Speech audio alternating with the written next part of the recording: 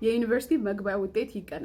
ይቀነስ ለዛም ፒቲሽን መፈረም ተጀምሯል እኔም ማታ ነው ያየሁትና ይሄንን ፒቲሽን ጆይን አድርጉ በጣም አስፈላጊ ስለሆነ ማለት ነው እንደ ኢትዮጵያ እንዴት 8.4% ብቻ ያልፋል 92% የሚደርሰው ተማሪ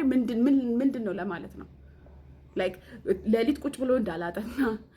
ምንም ትምህርት ቤት እንዳልሄደ ሊትራሊ ያ ማለት ነው ወይ ደግሞ የትምህርት አሰጣጥ ሲስተሙ ላይ ፌሊየር አለ ማለት ነው ያንን ደግሞ የተሸከመ ያለው ተማሪው ነው ማለት ነው ይሄ ደግሞ ትክክል አይደለም ስለዚህ ይሄ የዩኒቨርሲቲ መግቢያ ውጤት ይቀነስ ነው የምለው ፒቲሽኑን ፈርሙ ቪዲዮ ስር ኮፒ ሊንኩን አስቀምጣለሁ ፈርሙና ድምጻችሁን አሰሙ ይሄ ቪዲዮ ላይም ኮሜንት አድርጉ ሼር አድርጉ ላይክ ድምጻችሁን ማሰማት የምትችሉ በዚህ በኩል ስለሆነ ማለት ነውና ብዙ ችግር አለ